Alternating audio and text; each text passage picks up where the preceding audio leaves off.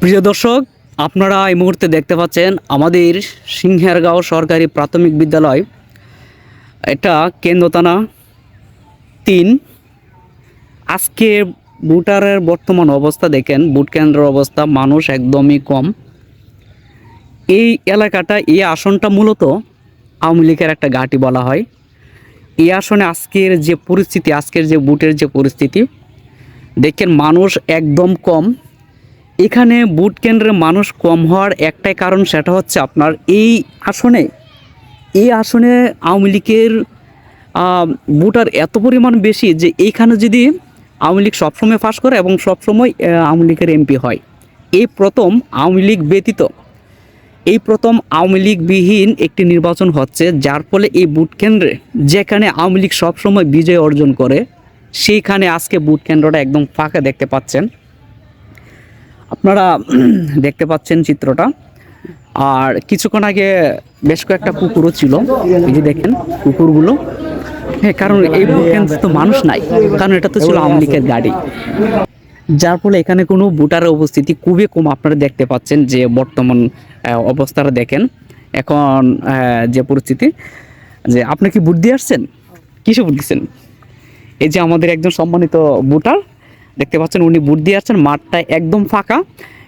আপনি কিসে সমর্থন করেন বলা যাবে? উনি একজন দানের শীর্ষ প্রার্থী। আশা করি আপুটা ভোট দিয়ে আসছেন। আচ্ছা, ঠিক আছে। আপনার এই নির্বাচন অনুভূতি কেমন?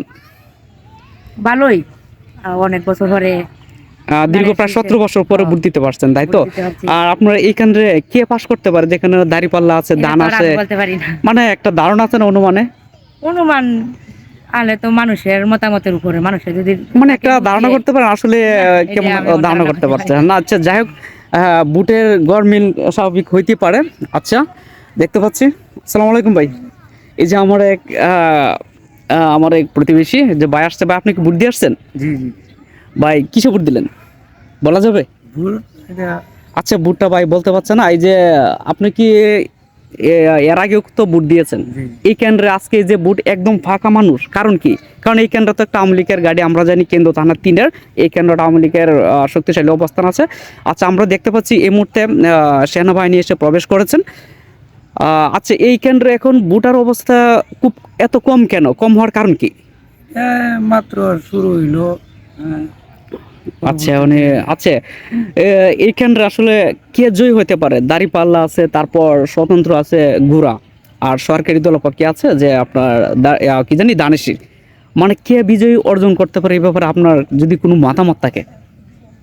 এনে মোটামুটি দলে মানে দানেশী আর ঘোড়া আর দাঁড়িপাল্লা, ওটারও আছে, দাঁড়িপাল্লাও আছে না? আচ্ছা, মানে কোন দল, মানে কে যাইতে পারে, কোনো আশঙ্কা আছে? এটা এখন পর্যন্ত বলা যায় না। প্রিয় দর্শক, আমরা একজন ভোটারের উপস্থিতি দেখতে পাচ্ছেন, উনি ভোট দিয়ে আসছেন। আর আজকের যে চিত্রটা দেখতে পাচ্ছেন, চিত্রটাতে আপনার ভোটার উপস্থিতি একদম কম। ভোটার উপস্থিতি একদম কম দেখতে পাচ্ছি। এবং এই যে দেখেন, সিংহেরগাঁও সরকারি প্রাথমিক বিদ্যালয় কেন্দ্র 3, এটা আওয়ামী লীগের একটি শক্তিশালী ঘাঁটি ছিল। কিন্তু ভোটার উপস্থিতি একদম কম দেখে আসলে আমি রীতিমতো হতাশ। আমি এই কেন্দ্রে ছোটোবেলা থেকে পড়াশোনা করেছি, কিন্তু 17 বছর ভোট দিতে পারিনি। কিন্তু দেখেছি এত সিরিয়াল, এত লাইন ছিল, যেটা আসলে বলার মতো না। কিন্তু আজকের এই ভোটের অবস্থা দেখে আমি রীতিমতো হতাশ। আপনারা যে যেখান থেকে আছেন, যে আওয়ামী লীগবিহীন যে একটা নির্বাচন হচ্ছে, সেই নির্বাচনে ভোটার উপস্থিতি কেমন হচ্ছে, এটা চিন্তার বিষয়। কতটুকু গ্রহণযোগ্যতা হবে? প্রিয় দর্শক, ভিডিওটি যদি ভালো লাগে থাকে অবশ্যই সাবস্ক্রাইব করে পাশে থাকবেন। আর দেখেন যে মাঠে একটা দুইটা কুকুরও ছিল আজকে, দেখতে পাচ্ছেন এই যে চিত্রটা। কারণ কি করব, মানুষ নাই, লোক সংখ্যা নাই, কুকুর আজকে খেলাধুলা করতেছে। আচ্ছা, প্রিয় দর্শক, ভিডিওটি যদি ভালো লাগে থাকে অবশ্যই শেয়ার করে দিন। আজকে নির্বাচনের ভোট কেন্দ্রের পরিস্থিতি, আপনাদের এলাকায় ভোট কেন্দ্রের পরিস্থিতি কেমন অবশ্যই কমেন্টে জানাবেন। আল্লাহ হাফেজ।